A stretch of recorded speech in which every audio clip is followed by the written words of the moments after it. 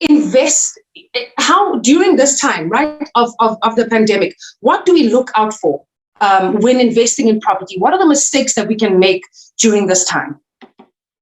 So yeah, so during this pandemic, things are very crucial and dear and emotional, part of it, or mostly.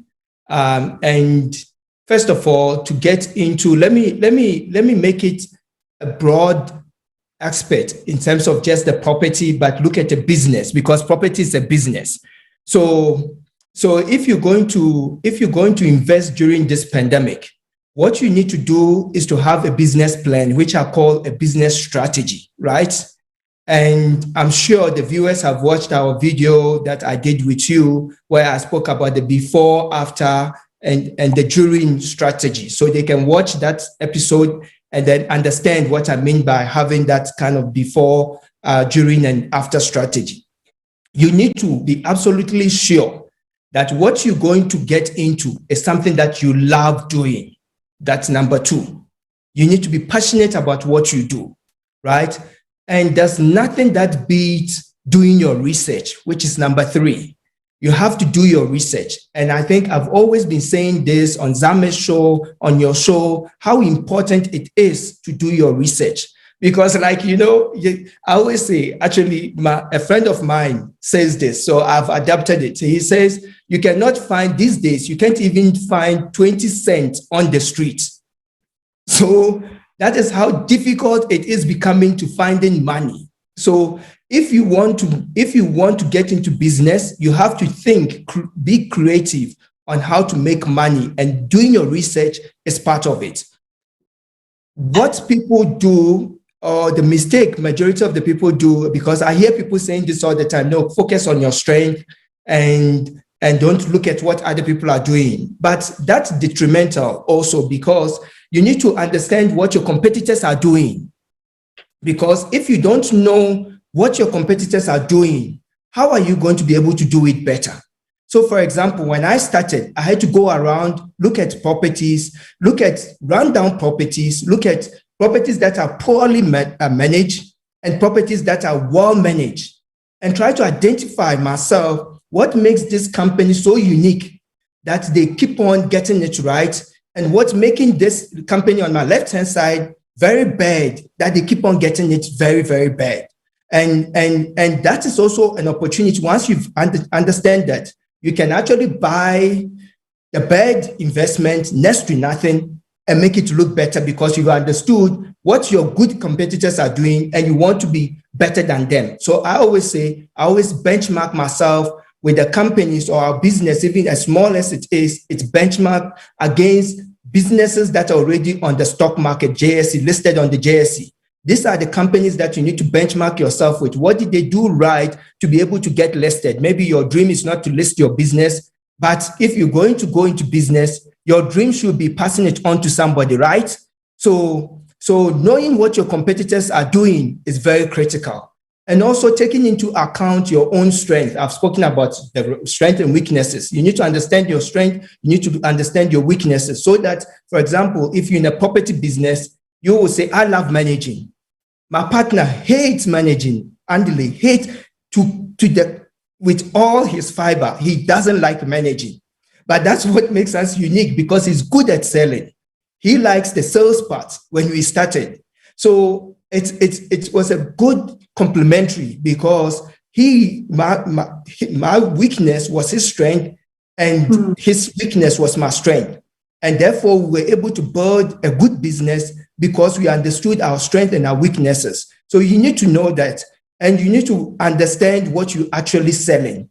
Like I said on your show, selling is one thing, but being great at what you sell is art and science. You need to understand the analytics behind it. It's not just there, I'm going to buy a property and flip. No, you need to understand the numbers. And I've spoken about the eviction, how we got it bad in our business when we started, because we didn't calculate the fact that we have to evict someone. And those are the things, because we didn't do a proper research. As much as I looked at 100 properties, we forgot that side. It was a blind side, but that is what made us who we are now. So understanding what you're actually selling is critical. And also, you need to make sure that you've got enough capital to start the business. And I think it's so important that you talk about how our competitors are not our enemy, right? Yes. Because, and if there's one lesson that I learned throughout my life is that, you know, when young people want to start businesses, they always think, oh, but this has been done before. Yes. And then it puts them off. But that's it, because it's been done before, it should make it easier for you. You learn from the mistakes. You identify what they're doing wrong, exactly what you said, and identify what they're doing right. And all you do is you do it better. Yes.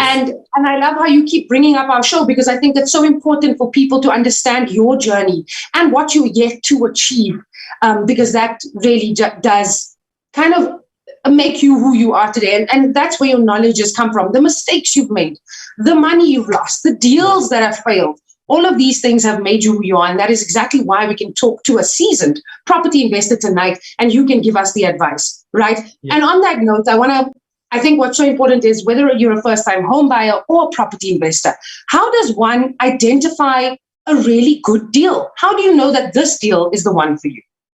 Okay, so I think what you need to do, networking is key, right? Because through networking, you'll be able to understand, you hear people talking about deals that they've done and the rest. There's a technical aspect to it, which we'll go through now, but networking is key. You need to, of course, have the right cash flow. The cash flow must make sense. You need to visit the property and you need to do your research. We've already spoken about it. Those are key. But if we have to then get into technical about it, there are several questions that investors must ask themselves when it comes to investing their hard-earned money in business. I'm not going to say property, but in business in general, right? And the first question you need to ask yourself is, how much will the return or will the investment return? That's key number one. What is your ROI? The second question is, what does it cost to own such a business, right? Once you've had those two questions cleared up, you then also have to, there are also kind of more important questions that investors should be concerned with, which is the value of the property. Because now that you know how much what the investment return is, how much it costs, then you need to know the value of the property. And it's very essential, especially it is very true, especially in the property environment when you consider purchasing an investment property. And there are 5 common valuation methods that experts use, right? And to get kind of a sense of a high level rental income property, because we're talking investment. We're not talking properties that people are going to buy to stay in. I'm sure the viewers are here because they want to generate income and they want to find other sources of income or other forms of income. And therefore, I'm going to limit it to just an investment property. And the number one is what you call your sales comparison approach, right? 2 is the capital asset pricing model approach and your income approach. And you've got what you call the gross rent multiplier to determine the property value. That's another approach. And you've got your cost approach. I have added my own to it, which I call the 80-20 rule approach. And the 80-20 rule approach I've done, people can check it on my YouTube channel because I've gone lengthily into it, how I came up with that structure and how I've actually used it to make money. So I think the best thing we're going to start with is just what the investors, because I've mentioned this and it's, I normally like to break things down if time permits, because I don't want to use big words because we want people to understand what we're selling, right? And your sales comparison approach is the method that's mostly used by estate agents and appraisers. It's a common method. It basically relies on attributes or features of the property.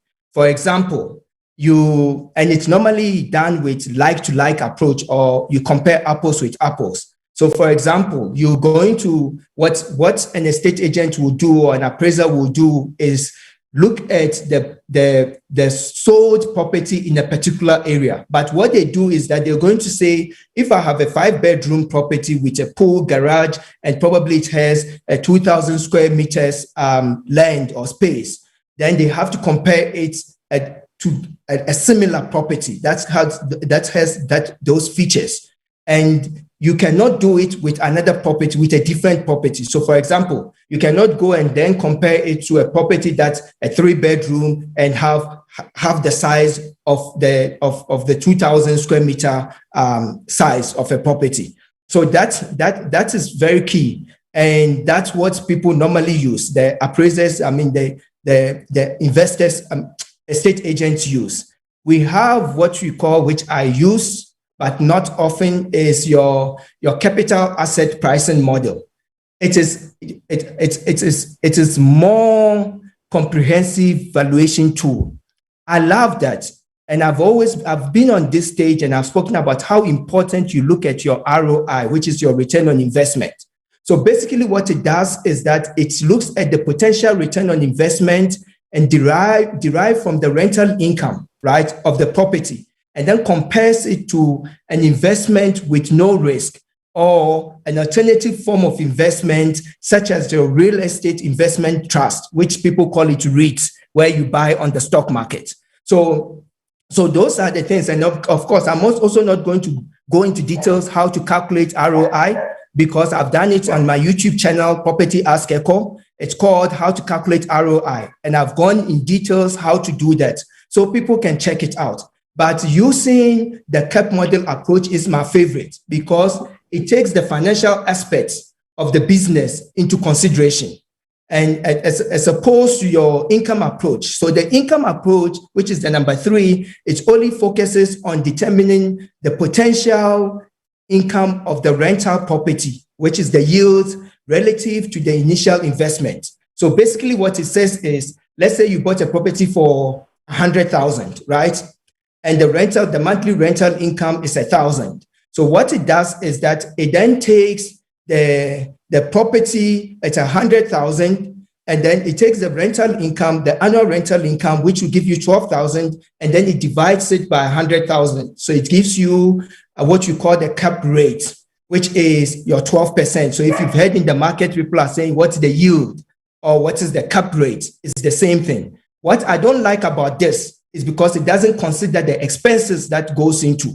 So it doesn't consider your attorney fees and all those, so it doesn't consider the management fees, and it's something that estate agents sell because it's a blinder approach, and you look at the numbers and you think it's big, but it normally doesn't give you much. So those are that's the third one.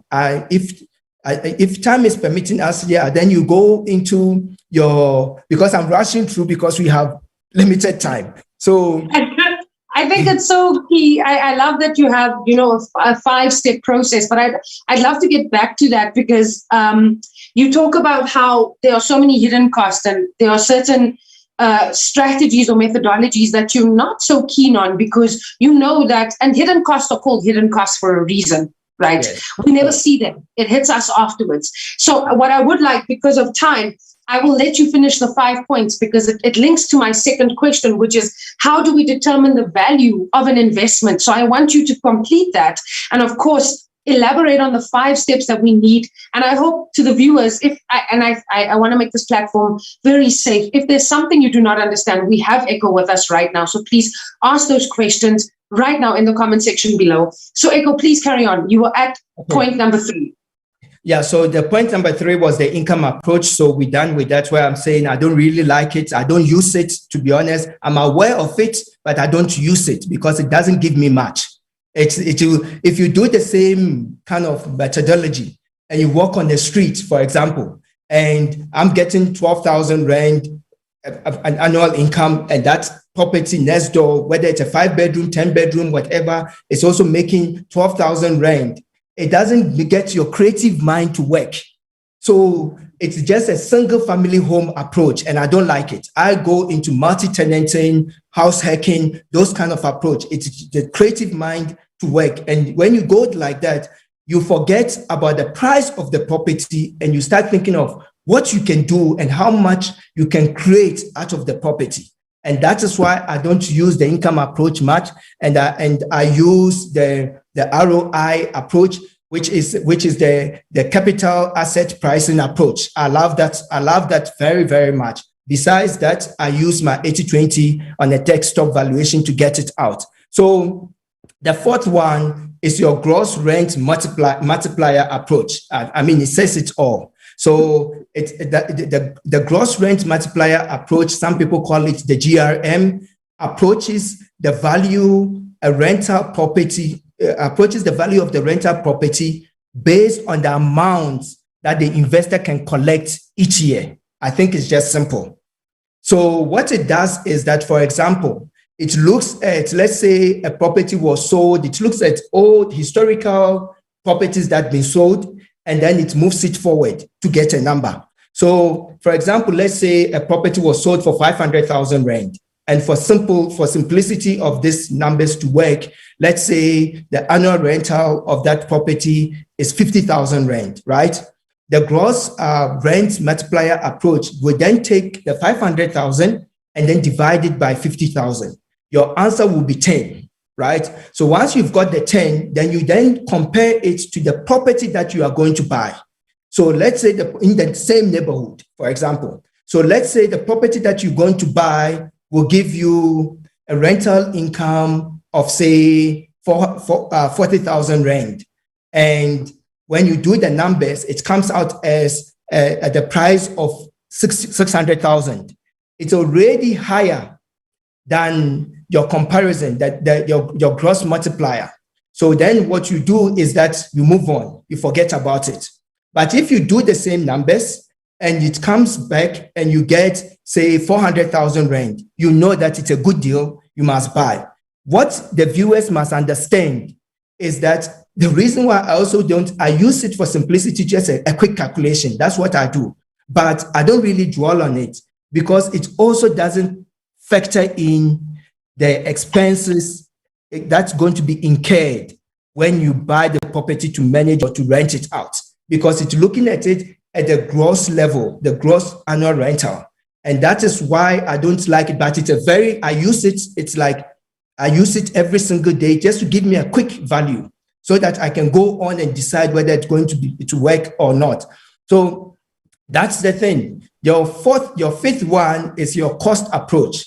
So the cost approach is normally used by developers, right? Because it basically says that the property is only worth what it can be used for. It's as simple as that.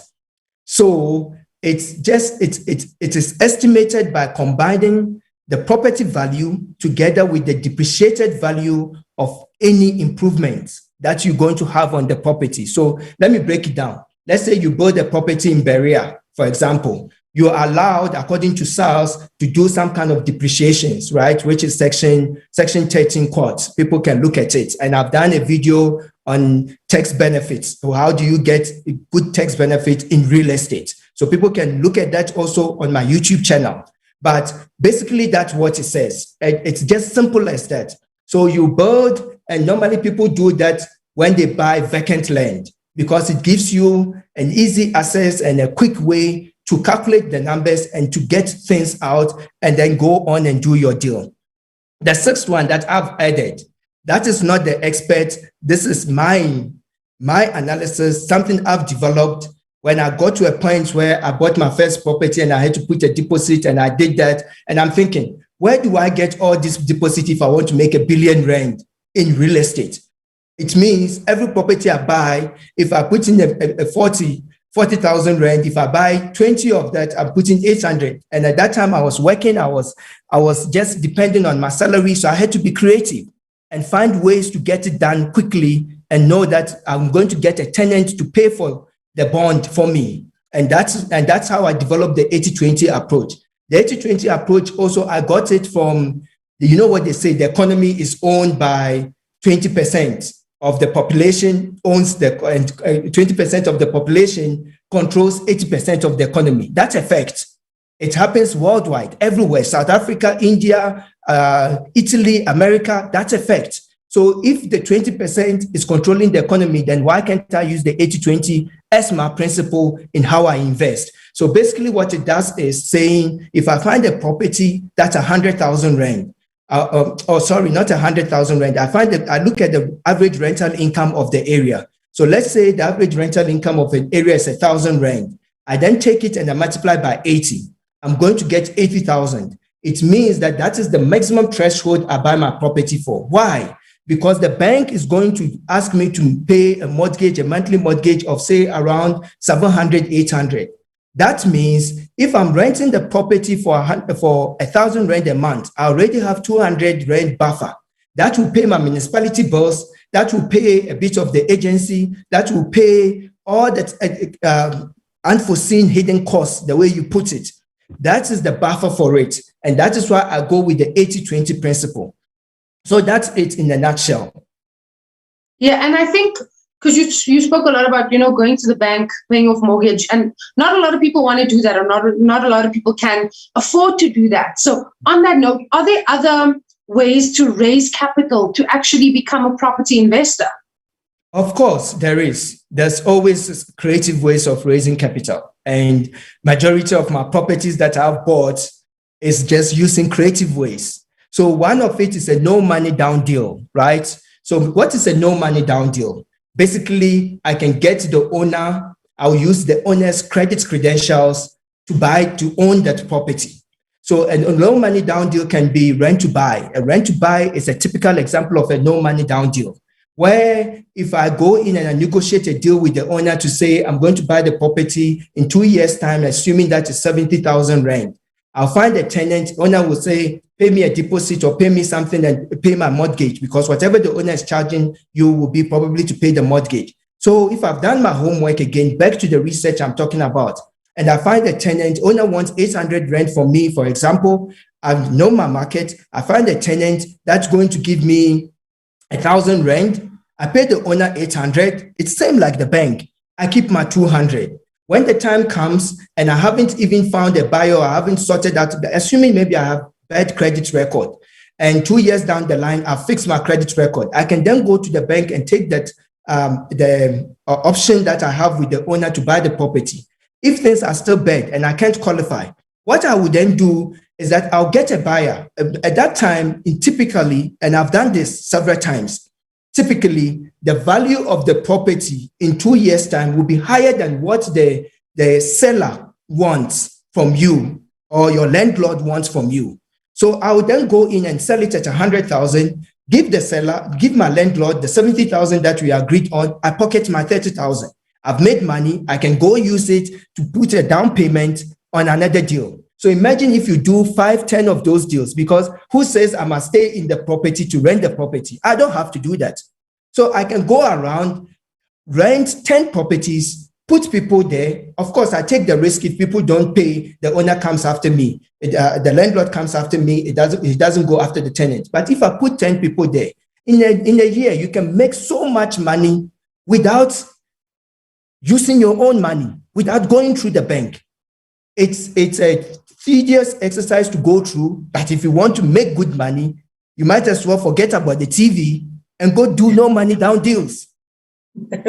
And you speak about rent to buy. And on that note, I mean, it's something that I'm busy with in my own personal life right now. But how does one ensure that if you're a landlord, how do you ensure that you are charging the right rates?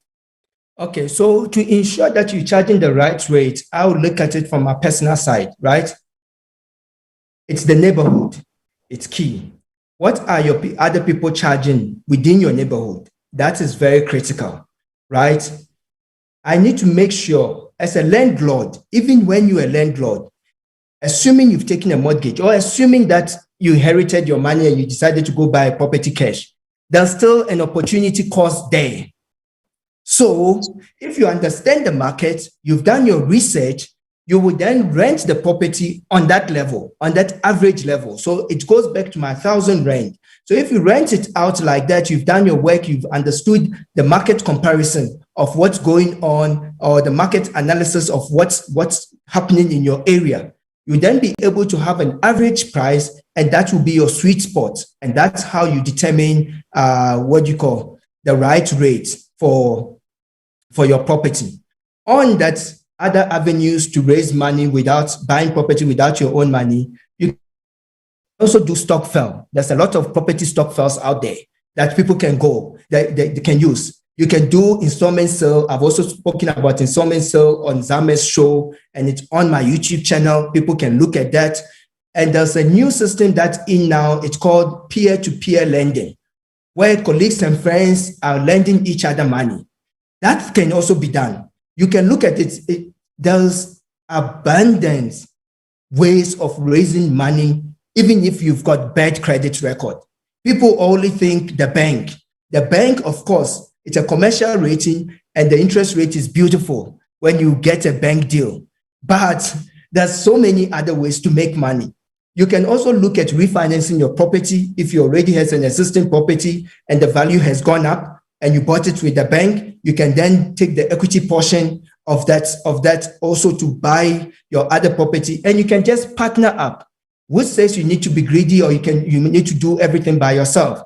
When I started, everything I've been talking to you about, my partners, the people. People are there to partner with. People are there if you have the right mindset, if you're on the same wavelength, you partner with the right people. And it goes back to your business strategy. If you know your identity, which is your business strategy, you can partner up with people and you can make good money together. If you have integrity and you work hard, you have creative thinking, you can do that. Exactly. And just today I spoke about knowing your brand, knowing your integrity, knowing who you are, and automatically you will attract a crowd like that. And it's so true. Like this property investment journey, it may seem easy, it may seem like it's a quick thing, but you need to be in this for the long run. And we spoke about that on our show, that this is not a quick fix to your financial issues. No, you need to be committed to this journey.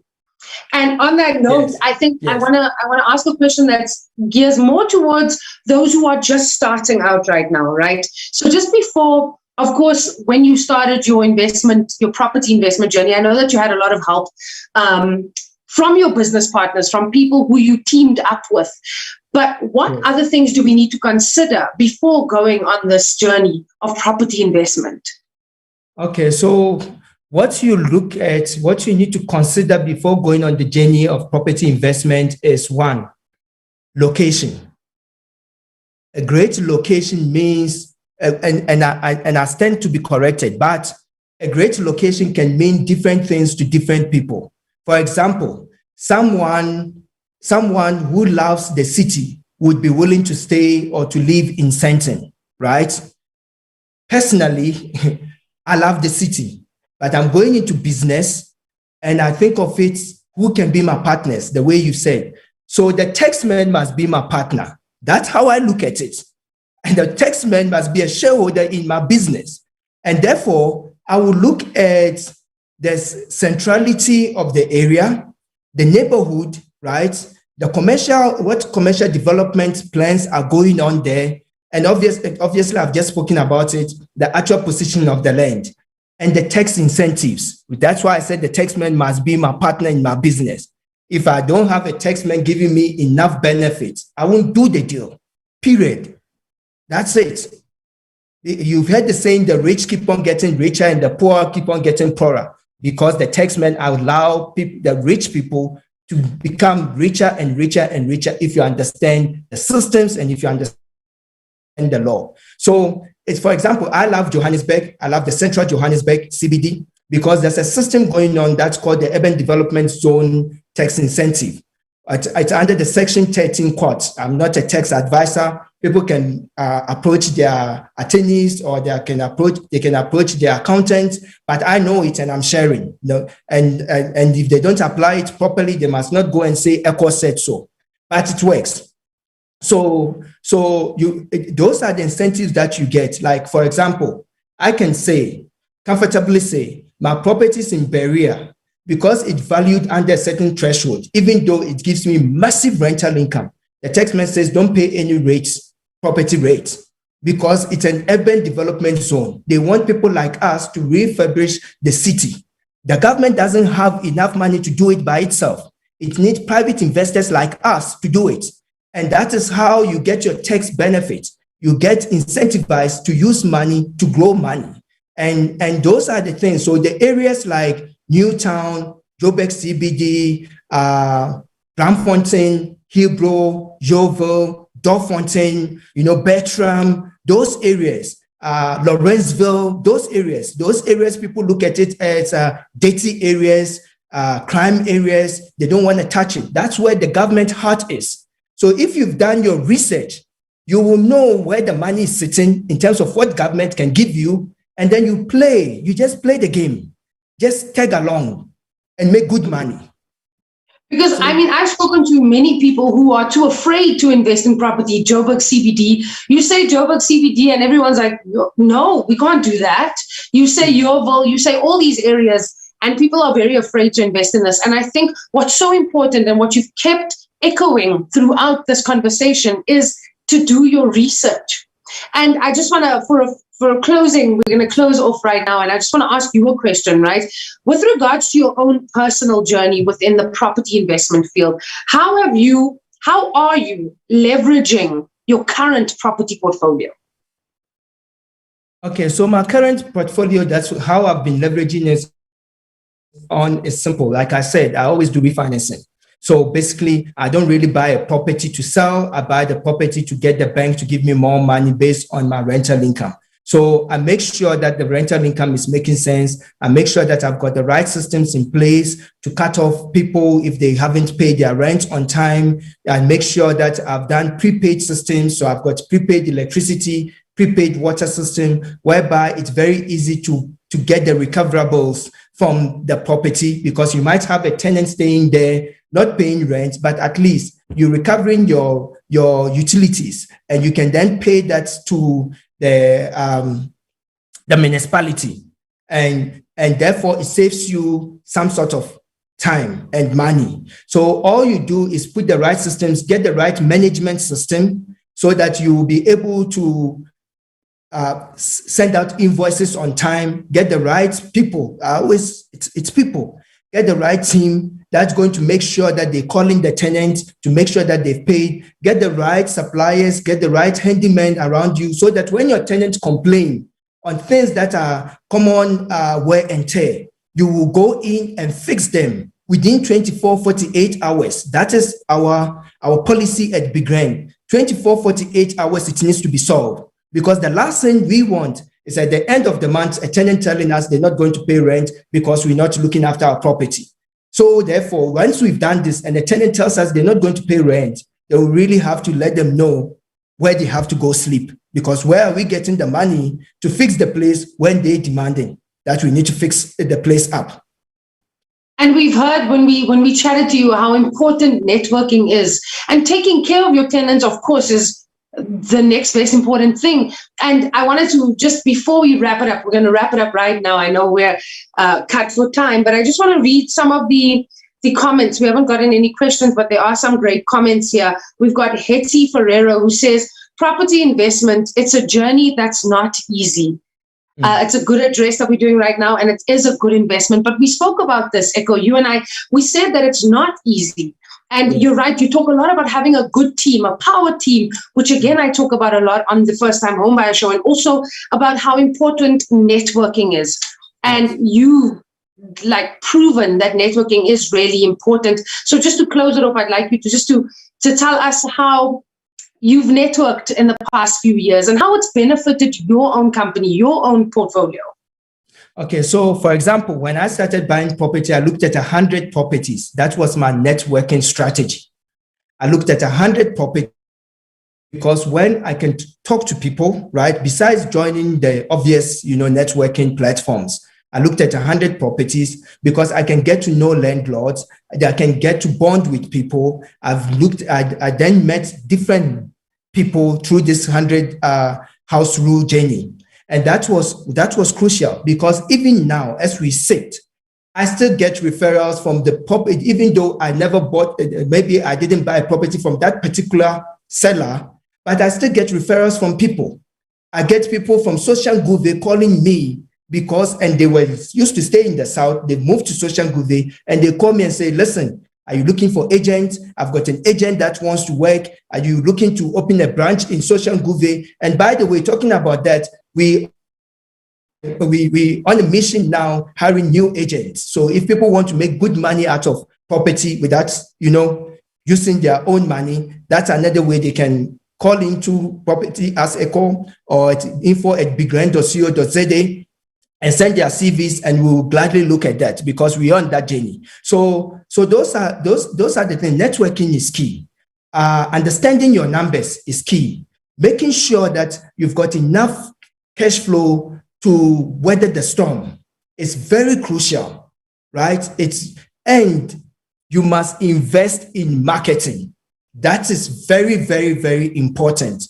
You can go to all this networking, but I read a book called Capitalist Nigger, Chika Onyoani, who says you can invent the best mousetrap, but if it's not taken to the market, nobody will beat a foot to your door. And taking it to the market is just by you marketing your business. So it's very crucial that marketing is like the blood of your business. So people need to really make sure that that is very important, and that falls within the market, the networking. And Ekow, you've done exactly that, and all the advice you're giving is, and I love that we can chat about this because you've lived through all of these experiences. You've made the mistakes, and yet here you are teaching us how we do not have to necessarily make the same mistakes, because as much as the property journey is not easy, we do have platforms like this that give us advice, that motivate us, that show us that it is possible at the end of the day. Yes. So thank you so much, Ekow. I'm going to have to end it there because we do have another show at 8 p.m. with Mbali, the farming podcast. Thank you so much, Ekow. And we'll probably see you again very soon because, you're one of those guests that you come often because you come with gems and you come and you offer educational lessons that we need as we go on this journey of investing in property. So thank you so much. Thank you. My journey has always been impacting and teaching. So I appreciate and I'm honored by the fact that you just said that I'm adding value to your audience and the business, which is very crucial. People must never give up. People must never underestimate themselves, because the only person that can make you who you are is you.